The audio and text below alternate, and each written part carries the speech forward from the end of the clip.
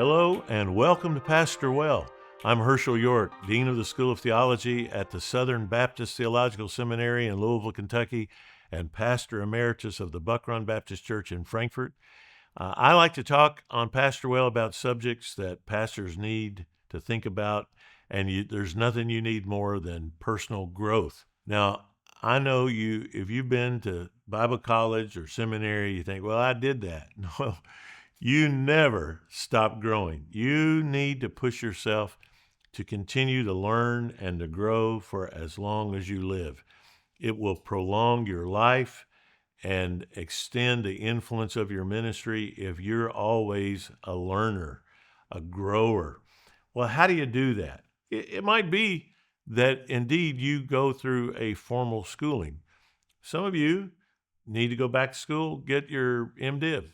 Some have your MDiv. You need to go back and get your doctorate, a doctor of ministry, or even a PhD. You know, if it will benefit you and bless your ministry, I would encourage you to think about it. Are you wired to do it? Can you find the margin financially and time-wise to do it? I think you certainly should if it will help you bring greater glory to Christ and serve your people more faithfully. You know, I tell guys all the time, they ask me about it. Should I go back to school? I'll put it like this. You know, these next 5 years are going to pass. The only question is whether or not at the end of those 5 years you have your doctorate. And so look over the course of those 5 years. Can I do it? And if there is that yearning in you to do it, then pray about it. Count the cost, like Jesus said, both in time and finances. But if you feel that leaning and leading, then knock it out. And I don't think I've ever met anybody who said, I regret I went back to school. I've talked to a lot of people who regret that they didn't. But the kind of growth I'm talking about isn't necessarily schooling. It may not be that you go back to seminary. Maybe you've already got all that. You know, I've got a PhD and have had one for a long time, but I'm not through growing and learning. And even though I'm no longer a lead pastor, it's more important than ever, as far as I'm concerned, that I continue to learn and to grow. Well, how do you do that? Well, let me encourage you, first and foremost, that you grow in your own knowledge of the Bible always. Man, I've been studying the Bible my whole life, literally. I don't know a time I did not know about the Bible. And from my earliest memories, my dad was teaching me the stories of Scripture. I learned to read on the King James Bible.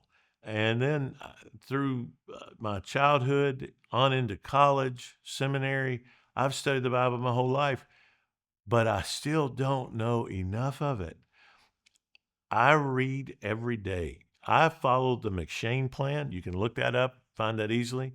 I read basically 4 chapters in the Bible a day, usually one from the Old Testament, one from the book of Psalms, 2 from the Old Testament, I think. But you just follow the McShane plan, and that way you work through the New Testament twice, book of Psalms twice, and the Old Testament once in the course of the year. Every day, I read things that I had either forgotten or somehow it escaped me the first time, the first 20 times, whatever. I go, wow, how did I never see that before? How did I notice this detail? But the Bible's a well that doesn't run dry, and you need to always feed your soul on it. So there's just nothing like beginning your day alone with the Lord, reading the Scripture, not for a sermon, but just for you. Now, I'm not slavish and legalistic about that. I don't feel like God is displeased with me if I don't get it in. But just I want it. I long for that time. I love that time in the morning, and it's just a sweet time with the Lord. I encourage you to begin your day with that. And then you need to be a reader. I like to read things that really have nothing to do with my ministry. They're not about preaching. It's not about Greek. It's just something that's fun to read. I really love history. I like biographies. I like to read philosophy and books on leadership. These things stretch me. I like the books and podcasts of Malcolm Gladwell. He tells fascinating stories. I mean, things like that it's amazing how much I do use them in my preaching and teaching. They they give me stories and illustrations, things I wasn't even looking for, but it's very, very helpful. So be a reader. Leaders are readers. Leaders are learners. And I would encourage you to learn languages. I know you may not have need for French, but take a French class or do an app that helps you learn French just to stretch your mind. If you're developing your brain and learning new vocabulary, it expands other parts of your brain.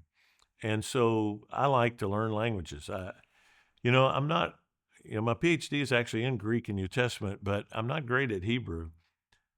So you know what I did? I started really boning up on my Hebrew, and I found a website where rabbis read the entire text of the Old Testament. And you just click on a chapter, and you can listen to that rabbi read the Old Testament scripture. You can read along with it. And then I started memorizing it. Hodu l'Adonai kitov, ki la'olam hasdo. Yomarna Yisrael, ki la'olam hasdo. Psalm 118. I can recite all of Psalm 118. Just memorizing it. It's fun. It's joyful to me.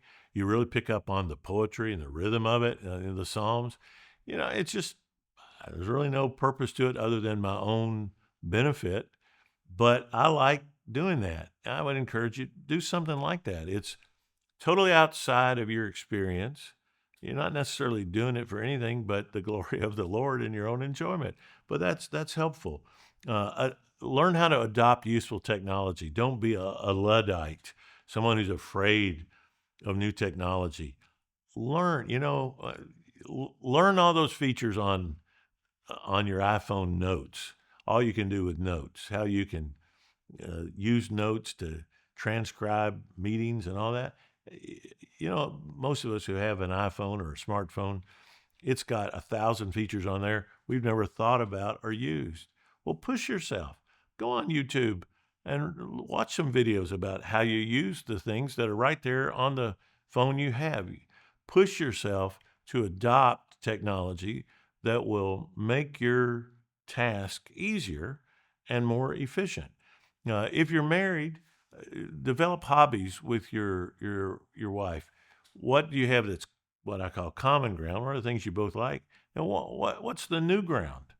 What can you do that maybe you take up a new hobby together? I had an uncle who was one of the toughest men I ever knew, just an incredibly great man, a POW in World War II, spent time in a German prison camp and never talked about it, complained about it. It had a hard time, grew up in Eastern Kentucky. But man, he loved my aunt. And when he retired, she wanted to take up square dancing. I watched that big, tough ex military POW buy the little bolo tie and the checkered shirts and learn how to clog and square dance. It was so sweet to me to see him doing that.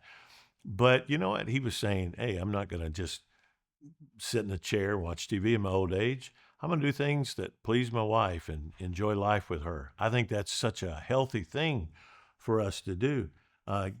So get a hobby, get an individual hobby. I like studying crazy stuff. I could tell you more about Greek vases than you ever want to know. I have a weird obsession with Herod the Great. I've read every book that I know that's been published about Herod the Great. I've read it, and he's a fascinating character in history. Again, that's just to expand my own mind. Also, deep friendships. The more you have deep friendships with other people in ministry, people who pour into your life, I think the more that expands both your mind and your heart. It's a really wonderful, healthy thing. And what I'm telling you is you need to learn how to control what you can control. As you get older, things are going to happen in your body you have no control over. You can't grow more cartilage. You can't erase arthritis. Uh, Cancer happens. I mean, a lot of horrible things can happen. So, what can you control? Well, you can control things like what you eat, exercise, what you feed your mind. These are the things that I think help us grow in healthy habits, which ultimately we're applying to the things of the Lord. The greater my mind functions, the greater I'm able to preach, I'm able to minister. I have emotional room for all the people that depend on me. And so it's important that I keep growing, learning, because ultimately, to the glory of God, I'm going to use that to pastor well.